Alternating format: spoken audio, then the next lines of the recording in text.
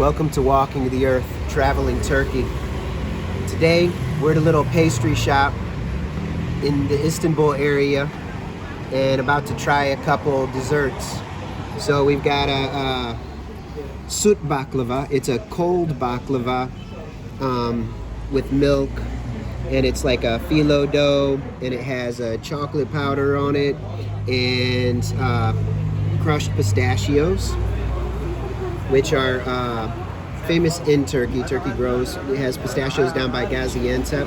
From my understanding, that's like a capital of Ottoman cuisine and great desserts.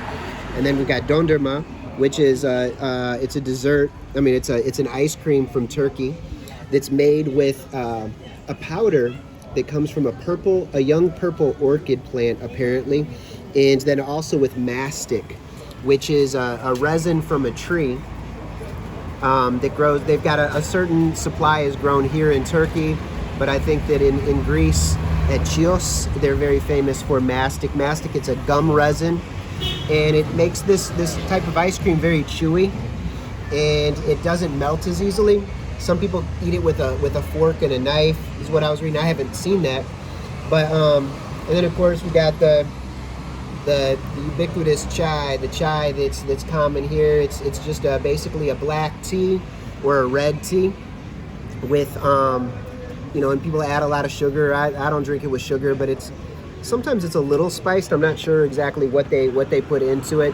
They have a tea growing region here in Turkey. I'd like to go visit up by Rize, which is along the Black Sea coast, which one of the most famous drives in Turkey is along the Black Sea coast from Istanbul all the way out by the Georgian border, and kind of to all these areas where Jason and the Argonauts visited, and where Dhul-Qarnayn was supposed to have marched along. And so it's supposed to be incredibly beautiful. And so out there by Trabzon and Rize, it's very vividly green, a lot like the Pacific Northwest. And there's a nice tea growing region and so if you go into a lot of the grocery stores here, the tea will say Rize tea, R-I-Z-E. So go ahead and try this out. So we got the Dondurma, and then we've got the baklava. So this is Sut Baklava. So it's a milk baklava, and I don't want to offend any Turks with, by not knowing how to do anything. So maybe you can tell me if there's a special way to eat it. Like, I'm not a big sweets person, so I'm just gonna try this out and see how it is. Had some baklava a couple times, so I'll go ahead and try this. Let's see.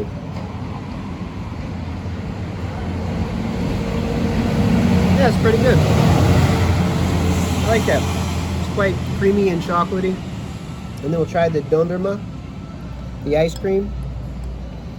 A lot of times you'll see them serving the ice cream on the side of the street. They'll have little vendors where people are dressed in like Ottoman costumes, and they'll have a big metal stick and they'll be churning it, and then they'll go through a little game with their customers, especially the children, where they give them the ice cream cone and they'll kind of take it back and forth and turn it upside down because it can withstand gravity.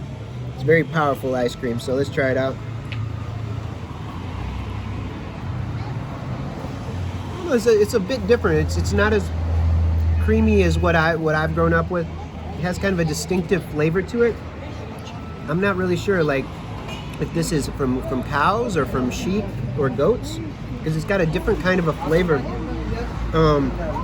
It's sweet, a bit creamy, but like I said, there's some kind of a distinct flavor that I can't quite place. I don't know if it's from the orchids or from the mastic. I mean, it's nice. It's like, so let's see what it's like if we kind of combine them a little bit. Go for a little combo flavor. See what we're dealing with here. So there we go. That's a good little combination. Yeah, it's pretty, it's a lot of sugar for me, but it's worth trying out. So let's go ahead and then what I was reading. Now, I just did a little cursory research on this, but the article I was reading said that there's a belief among some Turks that to eat cold foods by themselves could potentially cause illnesses like cold and sore throat. And so to counteract that, I was reading that many Turks, when they eat ice cream and cold foods, they will also have something hot, like so some hot chai, some hot tea along with it, some coffee perhaps. I'm not really sure. So if you happen to have spent time in Turkey or be of Turkish descent, and you happen to be familiar with these things, you know, please let us know in the comments. I'm very interested in it. And I'd like to know more about Ottoman cuisine and different types of foods and drinks.